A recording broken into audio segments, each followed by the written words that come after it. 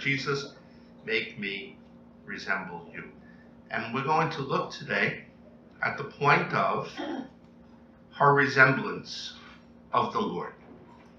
The more the Lord loves us, the more we let him love us, the more he's going to transform us into himself so that we resemble him. We resemble his relationship with his Father, and we resemble the way he loves others, and he helps us to enter into that love. About a half hour ago, I walked into the priest dining room. Father Jack was there and some of the other priests, and they said, "Oh, the speaker is here." And I said, "Yeah, but the speaker doesn't know how he's going to organize the talks today." And I think they thought I was joking. I wasn't joking. Because this is what I have on St. Thérèse. But anyway, what I wanted to do tonight is, I'm sure that you know the details of her biography. She lived in the late 19th century France for 24 years. She died in 1897, having been almost 9 years in the Carmelite monastery of Lisieux. And by God's providence, she wrote down what God had done for her in her short life. And you know how the story of the soul came to be, right? Let me pull out a few books here.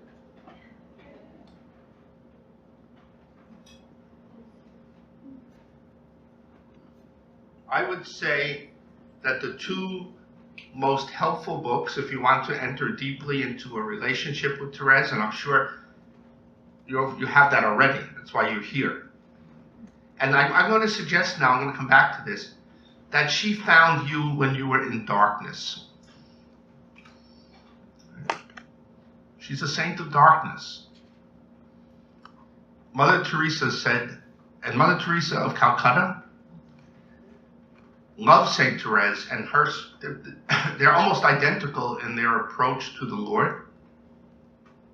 And Mother Teresa said, if I ever become a saint, I'm going to become a saint of darkness. Because Thérèse was a saint who lived in profound darkness for much of her life, especially the last 2 years of her life. I don't believe she was in the dark night of the soul. And that's sort of controversial. That's what my book is about. It's to prove that attempt to prove that she was not in what we call a dark night of the soul, but she was in a mystical state of communion with Jesus. I don't know how many people have got that point, but that's the point. We're going to talk about that today. That she really was not, because the dark night's about sin, about your own sin, being purified, being made selfless. I think that happened to her way early in her life. And so the closer we are to Jesus, the more we resemble him and become transfigured in his love. But Thérèse was a very brilliant young woman. She had serious psychological and emotional problems. And what I was thinking about today was going through those graces that she received that helped her to deal with her psychological problems.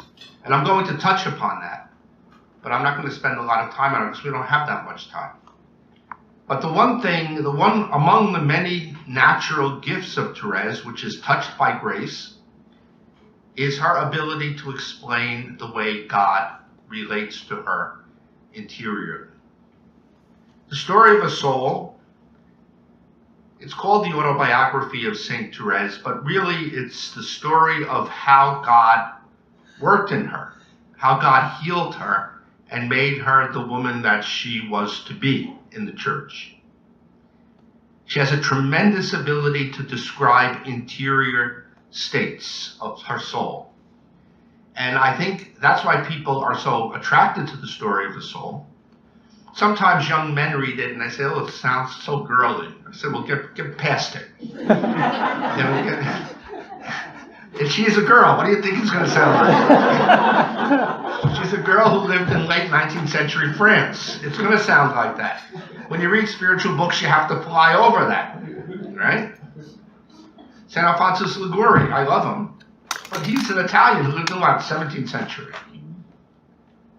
And if we write something that becomes famous, 100 years from now, people are going to say, oh, what's that?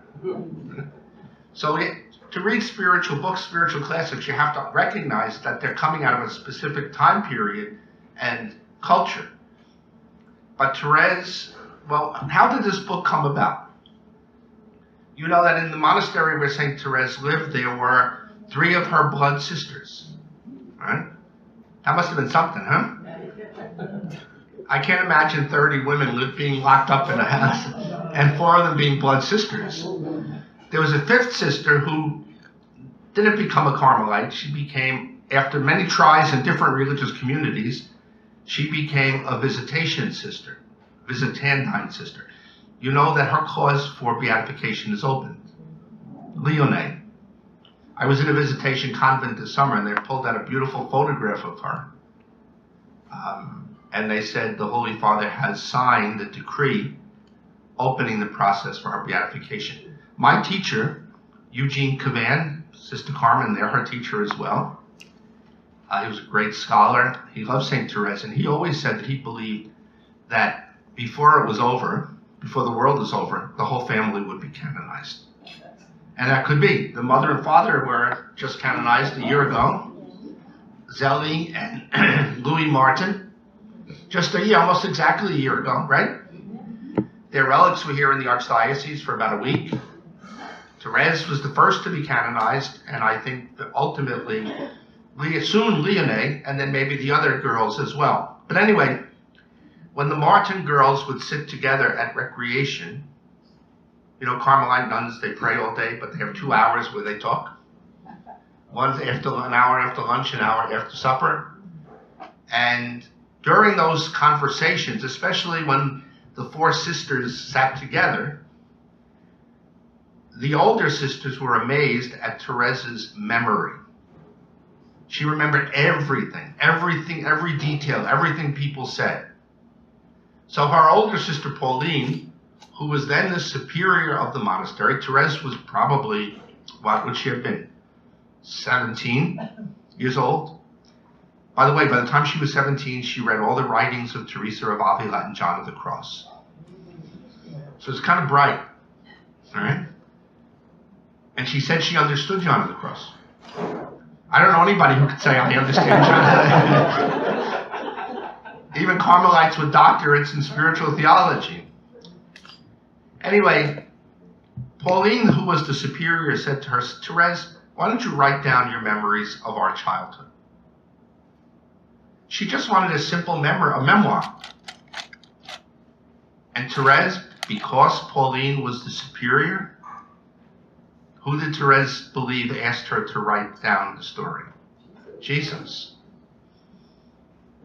She would not have done it if it wasn't the superior. If one of her other sisters said, write that down, she probably would have said, well, you could write it down just as well as I. I have more important things to do. But because Pauline, who was the mother in the monastery, asked her to do it, she believed that Jesus asked her to do it. And it was her then very solemn act of duty and love to write down the memoirs. Thérèse gave the document. The story of a soul is written in 3 manuscripts. So manuscript A is the story of the childhood of Thérèse, going right up to the point where she enters into the monastery. And it describes her life in the monastery a bit as well. She gave it to Pauline, and Pauline was blown away by it. And she said, this is really important. This is not just for us. This is for the church. So she kept it very carefully. She probably told her sister Marie about it.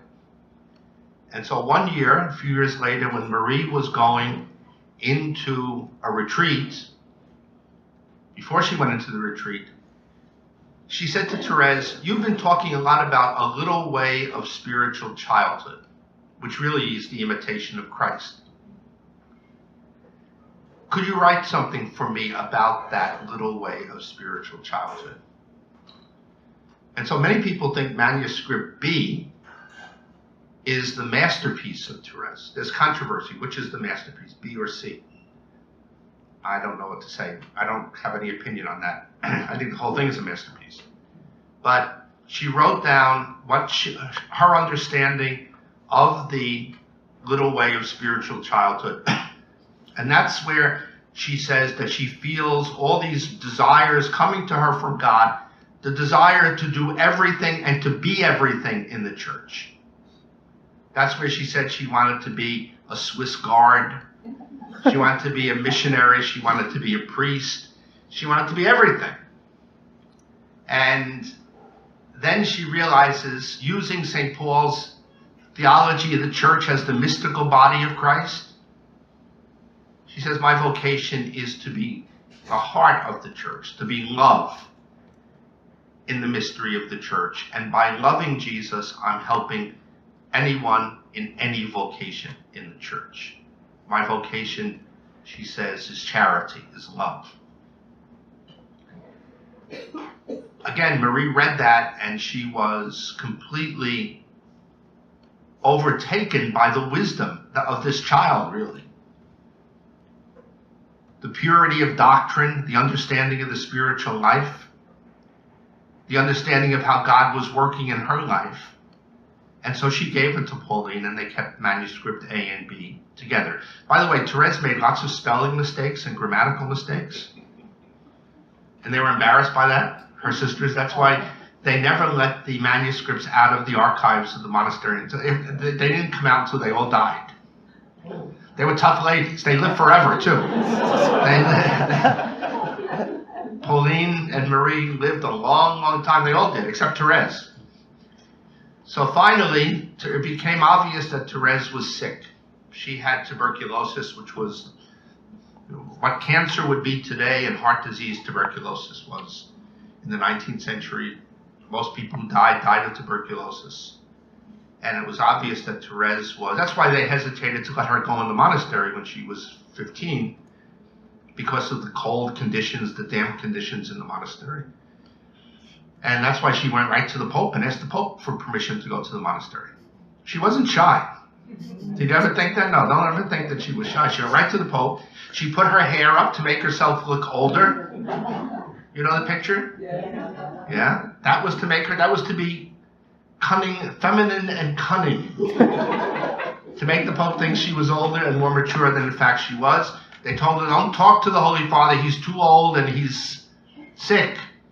And she threw herself down, grabbed him by the knees, and said, Holy Father, in honor of your anniversary, his 50th anniversary as a priest, let me enter Carmel at the age of 15. And the Pope said, what's she saying? To the Monsignor next to him, and the Monsignor said, oh, she wants to be a nun. She's only 15. So what did the Pope say? He said, go back and do whatever the bishop tells you to do. She was heartbroken. And then she went home, and the bishop told her she could go. So God rewarded her for that. But anyway, she was there 9 years, and it got to her pretty quickly. She was delicate. She did lots of penances. And she came down with tuberculosis. And so Pauline wasn't the superior anymore. There was a very difficult woman who was the superior. Although there is some recent research saying that maybe she wasn't as difficult as people portrayed her to be in the past. Mother Marie de Gonzague. And Pauline was racking her brain, saying, how can we get Mother to let Thérèse write, to bring the memoirs to a conclusion, to write about her life in convent, to write about her darkness, to write about her mission. How are we going to get this to happen? And so Pauline came up with an idea. She went to the mother, then Mother Marie de Gonzague, and said, when a Carmelite dies, we write a circular letter, a biography, to all the other Carmelite monasteries in France and beyond. And Thérèse has been here only such a short time, and she's so young, we won't have anything to say in the circular. So why don't you ask her to write down her experiences of the religious life, these last years of her life, and the story of her struggles. So the mother thought that's a brilliant idea, and she took it as if it was her own. And she went to Thérèse and she said, "Please write the story of your life in the monastery since your entry until now. And again, because the superior asked her to do it, she believed that it was Jesus's command. So she finished. As a matter of fact, a few days before she died, she couldn't write it anymore. The pen dropped, and the story of the soul is history. Thérèse told her sisters as she was dying, and by the way, there's another book besides the story of the soul that's very important. It's called Saint Thérèse of Lisieux, Her Last Conversations. As she was dying, for the 18 months, her sisters took turns watching with her, staying with her, being her nurse, and they wrote down almost everything she said in notebooks. And this is a compilation of those notebooks. So I think that if you really want to get into the soul of Saint Thérèse, you need these two books, The Story of a Soul and The Last Conversation. They're very simple, easy to understand. Thérèse, when she was dying, she said some very interesting things to her sisters. And I'll leave these up here if you want to take down more information on them. She said, do you know, don't you, you're taking care of a saint? Yeah, she said that often. You're taking care of a saint. Saints know the truth.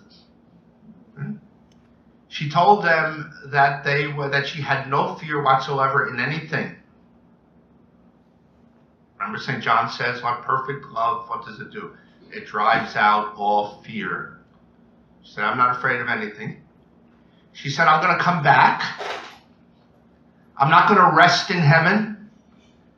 I'm not going to rest." She didn't like that prayer, "Eternal rest grant unto them, O Lord." She didn't like that. She said, how could you rest as long as there are people who need to be saved? So she said, I'm going to come back. I'm going to come back and help priests. I'm going to come back and help missionaries. And then she talked about those darn roses. I'm going to let a shower of roses fall. Right? And the gift of a rose has become a sign of her intercession. She never gives them to me. I should tell her I'm not going to talk about her anymore. And I'm not saying I don't really want any roses. They're going to be sneeze. Because she said that her life was a life of love, just to spread rosebuds before Jesus as a sign of her love.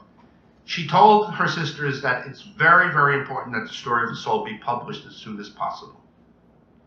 And she said, do whatever Mother says to get it published. She said, do whatever she said. She knew that she could be difficult. And so after Thérèse died, Pauline brought the manuscripts to Mother Gonzague, said this would be a wonderful book. And Mother Marie de Gonzague said, yes, but I'd like you to do two things. I'd like you to make it appear to be one manuscript. In other words, not 3 documents, but one book. And the whole thing addressed to me. So Pauline, remembering Thérèse, is very serious. She said, the devil's going to try to stop this publication. Do whatever the superior wants in order to get it published. So Pauline, who was a born editor, they say, went to work and knit the 3 texts together and addressed it all to Mother Marie de Gonzague. It was published in about a year, maybe a year and a few months, and I took the world by storm. There was a storm of glory. At Thérèse's funeral, did you know there were less than 30 people? The nuns couldn't go. The cemetery plot was in town. They had the funeral mass in the monastery. The sisters bid farewell to her earthly remains. Her sister Leonie led the procession to the cemetery. Her mother had been long dead since she was 4.5 years old, died of breast cancer. The father had suffered from dementia, maybe Alzheimer's disease, was homeless on the street in a mental institution. He was dead. And so there were her aunt, her uncle, her cousins, and a few friends in town, about 30 people. And then after the story of the soul started circulating and helping so many people, when her body was exhumed about 15 years later, there were 30,000 people present at the exhumation and the return of the remains of the body to the monastery. So in order to get to know Thérèse, I think you need to read, and I'm sure most of you have, but today's her feast. Let's tell her we're going to read it again. I think, you know with the saints, how they come in and out of your life? Thérèse, I'll tell you how Thérèse came into my life. I was a seminarian. I was in third theology, about to be ordained a subdeacon. I was in this institution, but it wasn't here at that point. It was in, remember the old seminary in Darlington. And my spiritual director was Monsignor Turo, who happily still walks around these halls. He's 95 years old. And I remember going to him and I said, Monsignor, I want to be a priest. I'm not doubting my vocation. I never doubted it. I believe that God wants me to be a priest. But I think there's not going to be peace in the church anymore. This was 1970, 1971. There are divisions. There are people who are, taking different sides on issues. There was liturgical experimentation, which was upsetting people, and there was confusion in doctrine. And I said, I don't know. I have a feeling this is going to go on for a long time. And I was right? It's better now, for sure. But anyway, he gave me a copy of the Story of the Soul. He said, read this. That's all he said. And he doesn't remember saying it or giving me the book. And I remember reading it in that darkness, and it all sort of lifted. And there was just like a closeness of God, a taste of God in it. And then she came in and out of my life intermittently. I was in St. Thomas More Parish in Fairfield. That was my last parish assignment. And some of the people said, Father, why don't you offer an adult education thing on St. Thérèse? So I did, and I reserved the classroom. Not that I had any reputation or anything for knowing anything about St. Thérèse. And okay, I advertised it, scheduled the date, had the classroom reserved, 30 desks, and maybe 400 people showed up. So I said, wow, there's interest. This is not me. This is from people who are interested in her. This was might be 1977. So then that made me read the book at a new depth. Then, not too long after that, I went to Rome to do the licentiate in theology and the doctorate in theology. And I wanted to bring books for spiritual reading. It was shortly after that 400 people workshop or seminar, whatever you want to call it. So I had the books, and I said, well, let me pack these and bring them, because they're in English. And so then I started reading them again, and I began to see that what people called the dark night of the soul was probably, in my view, incompatible with the teaching of John of the Cross and Teresa of Avila, especially John of the Cross. And so I did a term paper for one of the spirituality courses on St. Thérèse, and the professor came to me and said, I'll direct you if you write a doctoral dissertation on that point. Now, that hardly ever happens, where the professor asks you to write the doctoral dissertation. And Father Jordan Norman, you might recognize the name, he was a great Dominican spiritual theologian. And he agreed with me on the point, and that drove me deeper and deeper into the writings of St. Thérèse. And I'm very grateful. So I always say that she made me a doctor. So I was a doctor before she was a doctor. And it's on faith in the writings of Thérèse of Lisieux, and especially the purification of the theological virtue of faith. And let me begin to introduce the topic now of the darkness of Thérèse. If you go do a lexical study of her writings, and she wrote a lot, by the way. Besides Story of a Soul, The Last Conversation, she wrote hundreds of letters. She wrote plays, she wrote poems, she wrote prayers. If you go through all of that, she mentions the words faith and hope about 70 times in all of her writings. She mentions charity or love almost 1,000 times in her writings. So there was a period in her life where she said, in effect, she didn't say, I don't have faith, but she said, I have faith by wanting to have faith. I have hope by wanting to have hope in God. But in spite of the darkness, I love God with my whole being and want to give myself completely to Him. If you would like to read a very simple, clear book on the historical context of St. Therese's life and spirituality, The Story of a Life by Guy Gaucher is very, very helpful. He has another book called The Passion of St. Therese, which catalogs her suffering during the last year and a half of her life. So The Story of a Life and The Passion of St. Therese by Guy, they say, Guy Gaucher, G-A-U-C-H-E-R. He's a French theologian, and he was, I don't know if he's still the auxiliary bishop in Lisieux, but he was for a long time. He probably is retired now. And these are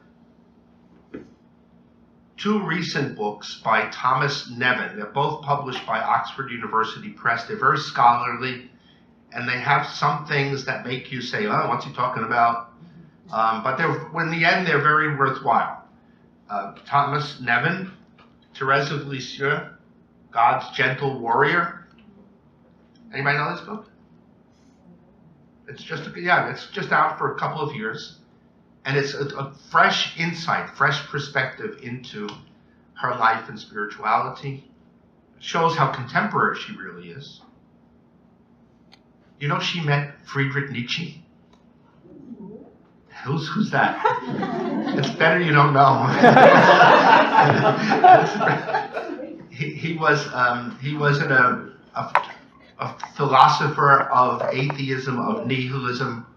And when she went to Paris with her father before she went in the monastery, just a few years ago, they found the registry of the hotel.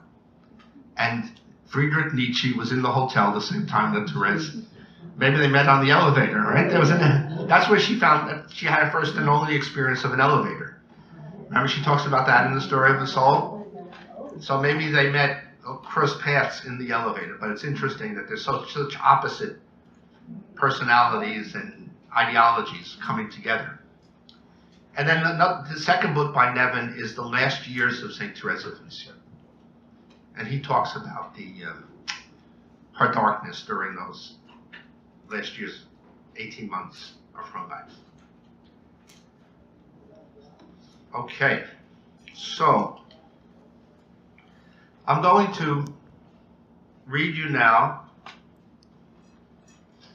the text of from manuscript C of The Story of a Soul, where Thérèse talks about her darkness. And then I'm going to tell you two of the main reasons why she experienced this darkness. He said, in the joyous Easter days, Jesus made me realize that there truly are souls who have no faith, who by the abuse of graces lose this precious treasure, source of the only pure and true joy. Thérèse believed up to this point that if someone said they didn't believe in God, that they were making that up. That nobody in his or her right mind could doubt that there is a God. But it was during this, less than 2 years before she died, because of an event that I'm going to tell you about in a moment, Thérèse she knew that there truly are people who have no faith, who by the abuse of grace lose this precious treasure. She continues, he allowed that my soul be invaded by the thickest shadows, and that the thought of heaven, so sweet for me, be only the subject of combat and torment. She knew she was dying. She had her first hemorrhage. She coughed up blood on the morning of Good Friday. She knew that that was a sign. It was an infallible sign that she had tuberculosis, and almost immediately, she had recently made the oblation to merciful love. She immediately began to enter into the darkness. And she believed that there was no heaven. She wanted to believe that there was a heaven, but she didn't believe that there was heaven. I hope that's the right way to say it. If it's not, she'll forgive us. Forgive me. The testing was supposed not to last a few days or weeks. It was supposed to go on till the hour designated by the good Lord, and this hour has not yet come. She's writing this 2 months before she dies. I'd like to be able to express what I feel, but I believe that's impossible. It is necessary to have journeyed under this dark tunnel to grasp its obscurity. I'm going to try, nevertheless, to explain it by a comparison. I fancy that I have been born in a country surrounded by thick fog. I've never contemplated the smiling look of nature, inundated and transfigured by the brilliant sun. It's true that from infancy I've heard of these wondrous things, and I know the country where I am is not mine, that there's another towards which I should unceasingly aspire. It's not a story made up by an inhabitant of the sorrowful country where I am. It's a sure reality that the king of the brilliant sun's country came to live for 33 years in the land of shadows. Alas, the shadows did not comprehend that this divine king was the light of the world. But Lord, your child has comprehended your divine light. She's asking your forgiveness for her brothers and sisters. She agrees to eat for as long as you wish the bread of sorrow, and she does not wish to rise before the day you have indicated from this table filled with bitterness where poor sinners are eating. She's telling us that she's sitting in the darkness with people who have intentionally destroyed their faith. And she's willing to stay with them for as long as the Lord wants her to stay with them. She's sitting at the table of sinners in darkness. What are you thinking of? Jesus going down into the water with all the sinners in the River Jordan? Jesus nailed to the cross between two thieves? Jesus taking all human sin as his own and feeling the pain of the alienation from his Father? She continues, O Lord, send us away justified. May all those who are not enlightened by the torch of faith see it shine at last. See, she's sitting there with them in order to merit for them the gift of faith. Oh Jesus, if it is necessary that the table soiled by them be purified by a soul that loves you, I truly wish to eat alone the bread of testing till it pleases you to introduce me into your luminous realm. The only grace I am asking of you is never to offend you. Suddenly the fog surrounding me is becoming thicker, penetrating my soul and enveloping it in such a way that it is no longer possible to rediscover in it the sweet image of my country. All has disappeared. She can't see heaven at all. There's not a shadow of it.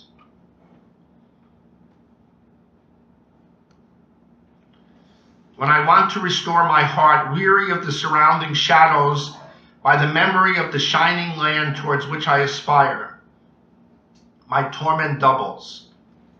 It seems that the shadows borrow the voice of sinners who speak to me mockingly. Now this to me is the darkest, these are the darkest words, I think, in the story of the soul. You're dreaming of the light, of a country made fragrant by the sweetest perfumes. You're dreaming of the everlasting possession of the Creator of all these marvels. You believe that one day you will part from the fog around you. Go on, rejoice in the death that will give you not what you are hoping for, but a night even more profound, the night of nothingness. Well, beloved mother, the image I've wanted to give you of the shadows darkening my soul is as imperfect as a sketch compared to its model. But I don't want to write about it any longer. I'd be afraid of blaspheming. I'm even afraid of having said too much about it already. See what I mean when I say she's the saint of darkness? That went on uninterruptedly for 18 months. She says in another place she felt like she was a materialist, an agnostic, an atheist, someone who had intentionally squandered the gift of faith. She continued to believe in Jesus. She called him the thief. The thief was going to come and steal her away. She continued to have a relationship with the Blessed Mother. She couldn't somehow believe in heaven for her. You're expecting this luminous country. The darkness says to her, what you're going to get in the end is nothingness. You know what? Aren't there lots of people all around us who feel that way? And don't raise your hand. But don't we feel that way sometime too? If we're honest, there's a crisis of faith, crisis of hope. And what Thérèse is going to tell us is that the only way out of that is by loving. Anyway, what drove her to this point? Evidently, grace is allowing it to happen. God is allowing it to happen. But there were basically, I think, well, a couple of many things. When Thérèse, what the monastery Thérèse lived in was not a happy place. There were lots of people with problems, unhealthy people. Sisters who were mean to her, who manipulated her because she was so obedient. So there was a lot of unkindness to her, and she always tried to respond to that unkindness with sweetness and charity. When she went to the monastery, the bishop's representative came and examined her, which was a canonical procedure. Asked her why she wanted to come to the monastery. And why did she want to come at such a young age? And she knew the charism of Carmel. She said, I want to come to Carmel to pray and to do penance for the conversion of sinners, and especially to pray for sanctification of priests. When she came, it probably was half and half. But as she moved through Carmel, based on experiences before Carmel, she realized that her mission was to pray for the sanctification of priests. when she went to Paris and Rome with her dad and sister, a number of priests made the pilgrimage. And she said she discovered that priests are weak and sinful men. Why? They drank too much on the train, they gambled too much, and they flirted with her and her sister. They were inappropriate in their behavior. And that's what she came to understand. Up to that point, she thought every priest was a saint.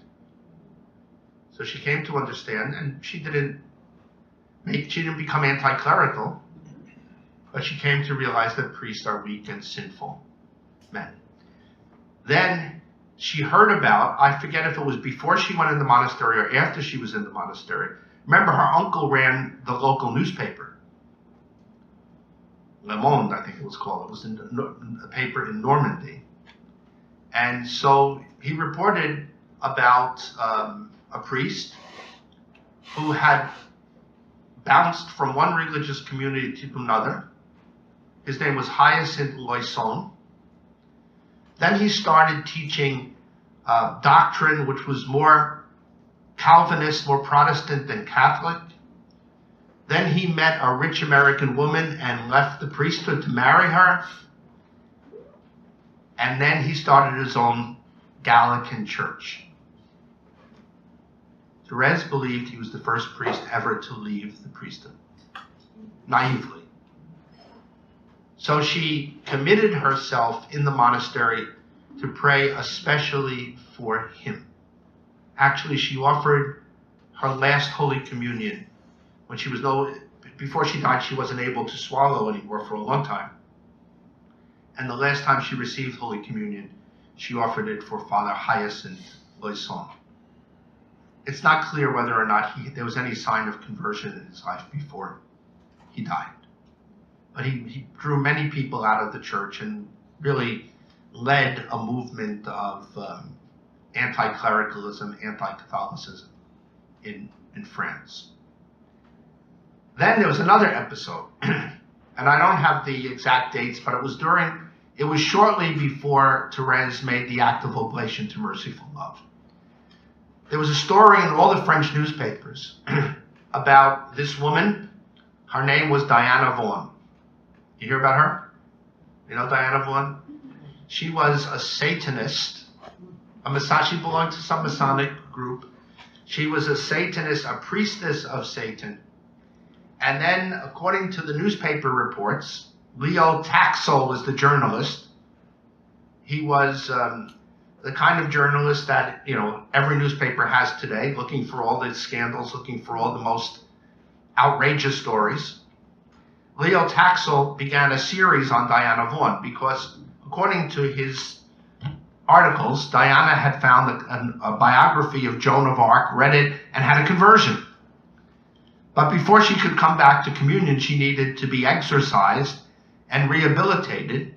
And week by week, there were the stories of the rehabilitation of Diana Vaughan. And finally, it was announced that she was to make her communion, go to confession, make her communion, and then she would be introduced to the people of Paris. There was a meeting, I think Easter Monday, where Leo Taxel, the journalist, would introduce Diana Vaughan to the public, and she would speak. Thérèse was all enthusiastic about this. She prayed for Diana Vaughan. She offered penances for her, very strong penances. She actually wrote a play in honor of St. Joan of Arc. You may have seen pictures of Thérèse dressed up in the armor. Did you ever see them? Yeah. It looks like she took her veil off, but the big wig is over the veil, if you look closely. She's Joan of Arc. It was written, The Triumph of Humility, in honor of the conversion of Diana Vaughan. So she sent a picture of herself dressed up as Joan of Arc to Leo Taxel, and he made a poster as big as this of Thérèse. And so when Diana Vaughan was being introduced to the people, on the stage was this picture of a 22-year-old Carmelite nun from Lisieux dressed up as Joan of Arc. Well, that Easter Monday, Leo Taxil came out on the stage, and with complete contempt for the Catholic people of France, he said Diana Vaughan was a figment of his imagination. He created the image of Diana Vaughan. And all these French people, these nuns, these religious, were so gullible that they believed it, and they sent prayers, penances, money in order to promote this spectacular story of a Satanist come back to Christ. Leo Taxil had written letters to Thérèse and signed them Diana Vaughan. She had a little stack of letters. It was the morning after, when she read this in the newspaper, her uncle brought her a copy of the newspaper, and on the front page of the Parisian paper was Thérèse dressed up as Joan of Arc on the stage, and the story, Diana Vaughan is a fraud. Thérèse took those letters and she brought them out into the garden and threw them on the compost heap. And that's when she wrote the passage that I just read to you, where she finally came to understand that they were evil people who deliberately seek to destroy the Catholic faith. Then within a couple of weeks, she goes into what she calls her trial of faith. Before we look at the oblation to merciful love, do you have any questions on anything that we've done so far? Any comments? It sounds like Saint Therese's darkness was more associated with her unity with Christ and offering things up for sinners. Is that correct? That's where I'm going. Yeah, that it really is based upon her understanding of the Passion and what Jesus suffered in the Passion as a result of seeing and bearing all human sin, that it would seem to me that the grace that she received at the end of her life was a mystical sharing in the experience of Jesus for souls. And so to say that was a dark night would be to confuse it, I think, because the dark night is for the purgation of the person who's experiencing it. Because we're all innately self-centered. And we are oriented. The grace needs to overcome that in us. And there was a few instances in Therese's life where it seems like that happened, in a very powerful way. So for instance, the three graces that I would talk about on another occasion, when we had more time, would be the Christmas grace, the smile of the Virgin. Thérèse was separated. When she was born, she wouldn't take milk from her mother. She wouldn't nurse. And so she was put with a wet nurse, probably because the mother was uptight. Maybe the mother was beginning to have the breast cancer. The mother certainly was uptight emotionally. Thérèse maybe picked that up. And the mother had already lost 4 children, I think, by the time Thérèse was born. And so they put Thérèse with this farm woman, Rose, I forget her last name, hours away from Lisieux. So Thérèse was not really raised by her mother. She was raised by this wet nurse. And then when she was 3, they brought her back to the mother, and that was like a real painful separation. Then she was with the mother for about 1.5 years before the mother died. And after she died, nobody really talked to her. No one had helped her to cope with the grief. She internalized it. And so after a certain point, she became painfully shy. She couldn't relate to anyone but her father and her sisters, especially Pauline. She chose Pauline to be her mother, her surrogate mother. And so she had this total collapse. She couldn't function. She lost her motor skills. And she herself says that she believed that the devil understood the good that she would do and her family would do for him. And so the devil begins to obsess her, to torment her. And if you read that, the account in the story of the soul about the smile of the Virgin, there is something of an exorcism about that. She was hallucinating, seeing all sorts of dark things. The doctor had given up hope of any kind of diagnosis. And the sisters were around. It's interesting, it was on Pentecost Sunday. And her sisters were around her bed praying. They put the statue of Our Lady of Grace, Our Lady of Victories, at the foot of her bed. And Marie, who was very maternal towards Thérèse, knelt down and said, "Mother, do something. Perform a miracle. This child is dying." And Thérèse looked up at the statue and she said she saw Our Lady, and Our Lady smiled at her. And she knew, as did her sisters, that whatever was assailing her, that it was taken away. And the way she describes it, you could see, it sounds like there was an exorcism. That there really was an oppression on the part of the devil who was trying to stop her from whatever she was going to do. And then she was able to function better, but she wasn't completely better. She was still painfully shy, introverted. She would cry over any little thing, and then she would cry over crying. So she was still not where she needed to be. And then she had scruples. She believed that she shouldn't tell anybody about this, and then she told one of her sisters, and she believed that, she spoiled the pie. That it was, and so she fretted and worried about that. Okay, that's the first grace, where Thérèse, Ida Gores is a psychiatrist. She wrote a book on called The Hidden Face.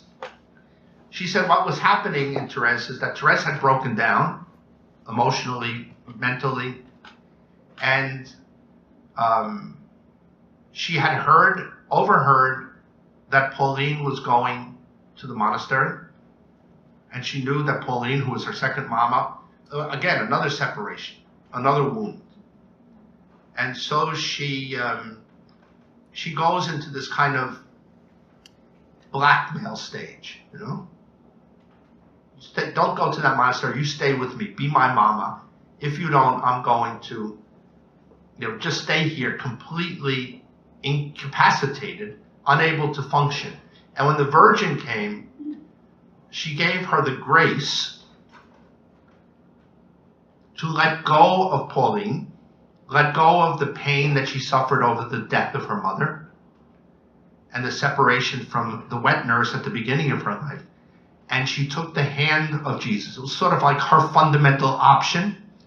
She was asked,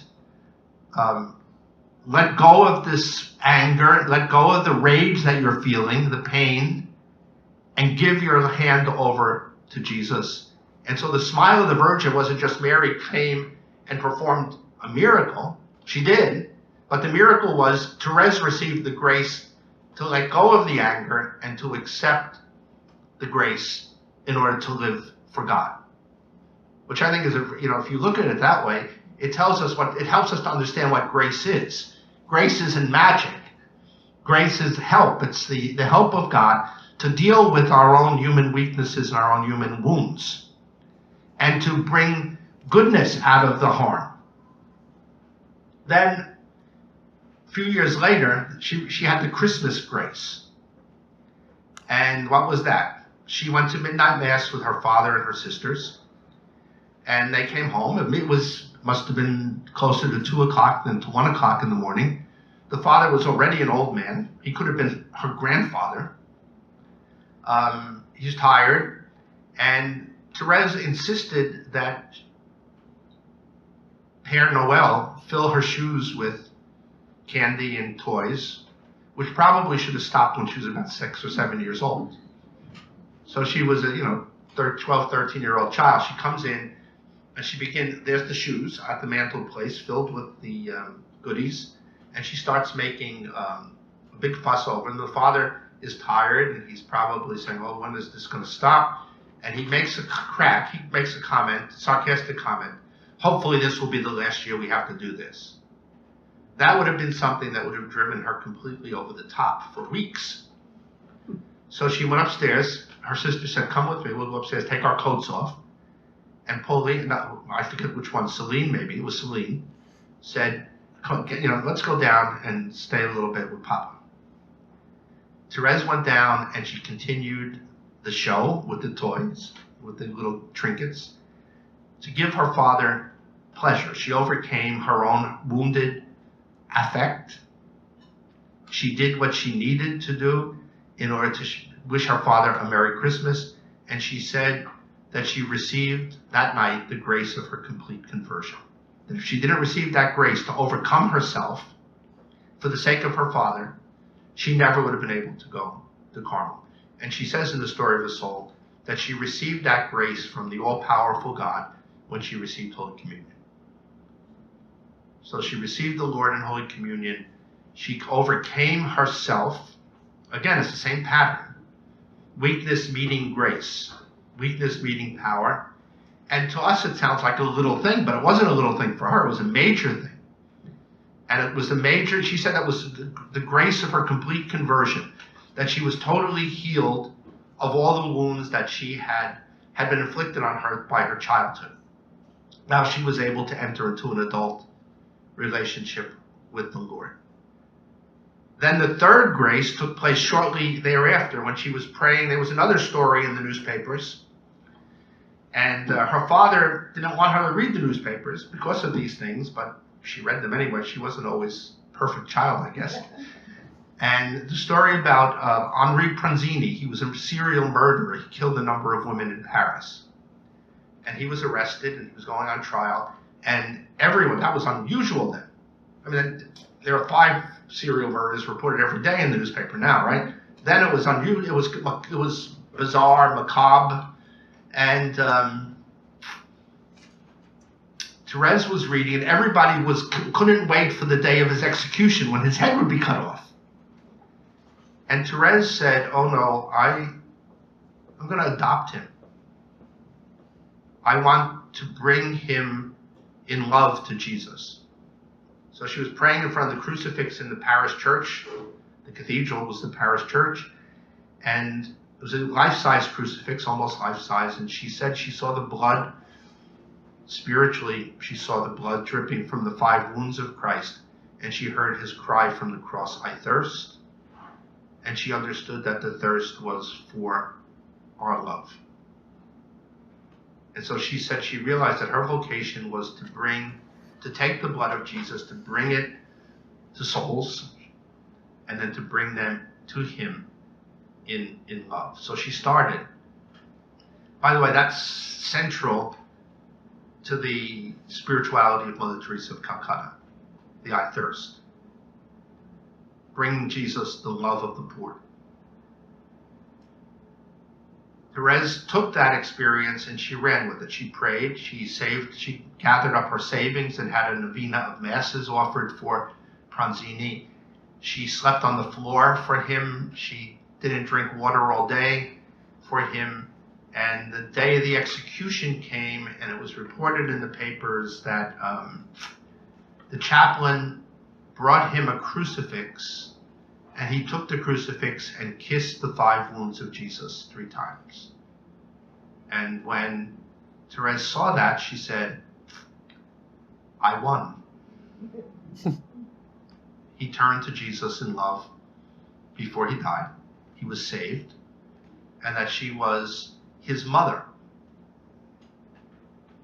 spiritually. And it was there that she recognized with certainty the vocation to Carmel. That would be the rest of her life would be spent doing what she had just done for that man who was so alienated from God, so much in need of grace. So again, it was a gift that was given to her that she received. Right? So the smile of the Virgin is the first step in her healing. The Christmas grace is her complete conversion.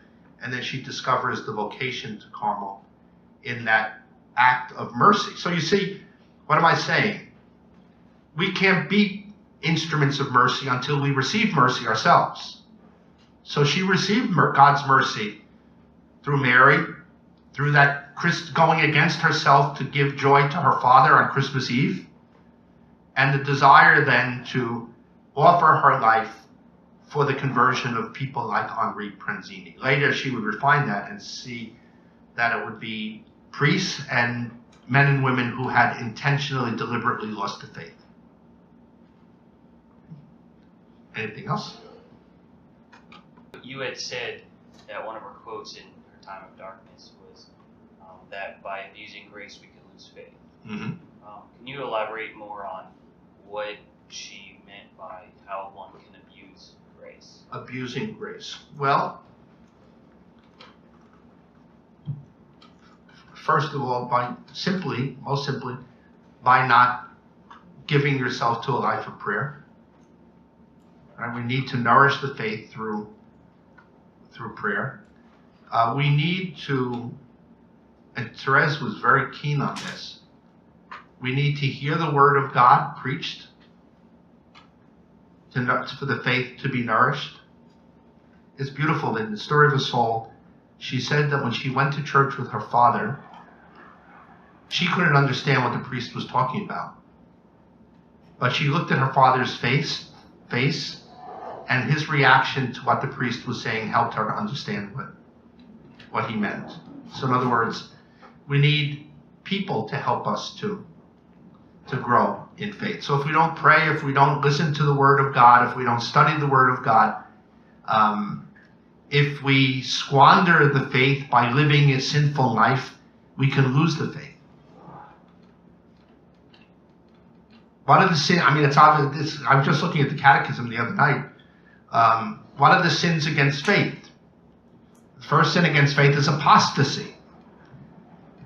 And isn't it interesting in the book of the Acts in the scripture rather, the New Testament, it says that in the beginning, after Christ's death and resurrection, the Jewish people are going to, by and large, not accept him, but the Gentiles will. One Gentile nation after another comes to believe. But that before the end of the world, the opposite's going to be true. The Jewish people, maybe not every individual Jew, but the people of Israel as a whole will embrace faith in Christ, and the Gentile nations will go into apostasy. Right? So it's the opposite. So Thérèse is saying, is living in the apostasy. She's offering her life.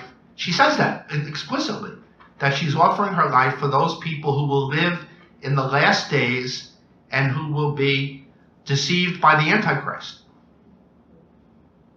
And she asks for that. She says that she asks for every martyrdom, every possible martyrdom that will be inflicted on Christians during the time of the Antichrist, so that she can help people during that time to remain faithful to the faith. We don't, that's the whole key of our understanding of Christian history, that the opposite is going to happen at the end. The Jews will believe. What that's going to look like, we don't know. And am I saying that we're there? No, I'm not saying that at all. I don't know when that's going to be. But that the apostasy is going to take place. I was watching something on TV last night. I think it was Fox News or EWTN. But they were saying 31% of young Catholics not only don't they go to practice the Catholic faith, they admit of no religion. That's apostasy. Yeah? And what else is sins against the faith? It's a bad word, you can't use it today, but heresy. Right? What's that mean? Incorrect doctrine. Error. Erroneous doctrine. And then also schism, not realizing that the Catholic Church is the true church founded by Christ. And it has all of the truths of divine revelation. It possesses all the means of sanctification, the 7 sacraments, and the shepherds instituted by Christ, the Pope and the bishops. So to break away from the one church intentionally, deliberately, is a sin against faith.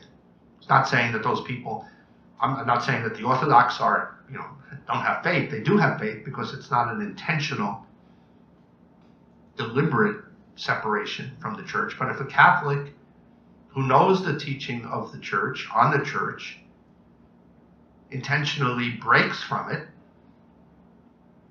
the person is sinning against faith. And Thérèse, she knew that that was going on. And that was going on in 19th century France. Again, we don't talk about them anymore, but there was a movement called modernism, which was really the rejection of divine revelation. Not only articles of faith, but the rejection of the whole kit and caboodle, as they say. Thérèse understood this so much that at one point in her life, before she died, and this sounds so weird to us, she wrote the Apostles' Creed in her blood. She drew it from her hand, and she wrote the creed in her blood, and she wore it over her heart. And whenever she doubted the faith, she touched it. She touched the creed as a sign that she wanted to profess the Catholic faith. So, I mean, I think that you can't really... A devotion to Thérèse would be also a devotion to the fullness of the faith and the fullness of the belief in the church. So that's how, I mean, those are the ways that, and she said this is what her trial of faith was all about. She was experiencing, and this is her brilliance, she was experiencing what Jesus experienced as a result of these sins against faith. And she offered herself to save the people who had destroyed their own faith, but also, and maybe definitely in the first place, to bring those souls back to Jesus so that he wouldn't have to suffer their eternal loss. That's the brilliance of the little flower. She does everything intentionally for Jesus. And Thérèse really has, she likes a lot of attention. I think? Yeah. She likes a lot of people. She wants, and I always say that to seminarians, you know, they have her picture, and I think they have a crush on her, which is okay. She's cute. But she wants that attention. She doesn't mind if people have a crush on her, because the only thing she wants to do is to bring people to the Lord. Right? And that's, I mean, isn't that a great, important lesson we have to learn in the apostolic life? That we have to use all of our human gifts and talents, but not in such a way as to draw people to ourselves, but to draw people through us to him. That's what she does. Awesome responsibility. Yeah, and there needs to be great formation and great holiness in order to not get confused over that. Because we have a tendency to want to draw people to ourselves rather than to him, and we have to constantly examine ourselves on that. Yes? Could you please repeat or go over, you were saying the definition of grace that we receive from God when he heals, helps us deal with our wounds. You were talking about the definition. Yeah. Could you just say it once again, please? I'm sorry, I don't have a replay button. I'm looking for it all the time. But you know. I always say that in class. I have not found the replay. That's why I shave my head. I want to find the replay button. You know, Dominican, you know, remember the distinction between actual grace and sanctifying grace? You remember that? Sanctifying grace is God, he gives us himself so that we can enter into a relationship with him. And he gives us tools that we can use in that relationship. Faith, hope, and love, the gifts of the Holy Spirit. But actual grace is all the grace that God gives us every day, transient grace, to either live in his grace, to live in his love, or to deepen his love. So let me give, this is the traditional explanation of actual grace. Dominicans call it helping grace. All the grace means gift, right? So, first of all, in all the helping graces that God gives us, to pray, to overcome temptation, to perform acts of love. God acts in us without us. So the smile of the Virgin, Thérèse was miserable. She was praying. Her family was praying for her. But God acted in her through Mary without her. Then she took the grace. She could have said, no, thank you. I'm going to stay in my own misery, in my own hypochondria. I'm going to stay in my rage against my mother dying and the wet nurse leaving me alone and my sister going to that cold monastery. I'm going to live with that rage and not give it up. But God acted in her without her. He offered her the help. She took his hand. And then God acted in her, with her. And God brought the healing to completion with her. So God acts in us without us. God acts in us with us. And God brings the good work to completion with us, through us, if we allow him to do that. That's why we need to live in a spirit of prayer and recollection, so that we can be sensitive to the grace of God, to the helping grace of God. And that's, even the grace of Christmas. Thérèse received, God acted in her without her in Holy Communion. And by the way, our main power is in Holy Communion. You know, it's beautiful. In the Book of Wisdom, I never can remember the chapter and verse because I'm a Catholic. But there's an allegory. It's sad. It's too bad that we weren't taught that. The nuns didn't beat that into us, right? The chapter and verse. Because I can remember, all sorts of definitions, but I don't remember chapter or verse. But anyway, the Book of Wisdom, there is an allegorical explanation of the Exodus. And the author speaks about the manna. And he says that the manna, whenever the Jews received the manna every day in the desert, the manna tasted to them what they wanted to eat that day. Isn't that great? That's what, with benediction, what do we say? You have given them bread from heaven, having within it all delight. And if it was an accurate translation, it would say, you have given them bread from heaven, having within it every taste. So if you felt like eating pizza, it would be pizza. If you felt like eating steak, it would be steak. I'm going to shoot all cell phones. Zap them all. Anyway, today's pretty good. We went for an hour without a cell phone. That's wonderful. But anyway, so in other words, and I think you can interpret that spiritually, right? If the manna tasted what you felt like eating, then the new manna, the Eucharist, has in itself, for us, everything that we need for today. To be faithful to God and to bear the sufferings today. Give us today our today bread. That's what the Our Father really says. Give us today our today bread, the nourishment we need for today. So in the Eucharist, Thérèse received from God the grace to overcome her hypersensitivity. She took it. It didn't have to unfold until she had that confrontation with her dad. She took the grace and she overcame herself and didn't break down into puddles of tears. And she gave him pleasure that Christmas evening. God acted in her without her in the communion. He acted in her with her as she overcame the grace, and then God brought the good work to completion through her cooperation. That's how God's helping grace works. So whenever you feel like praying, it's not you, my friends. It's God who begins that desire in you. When you overcome a temptation, it's God who begins it in you.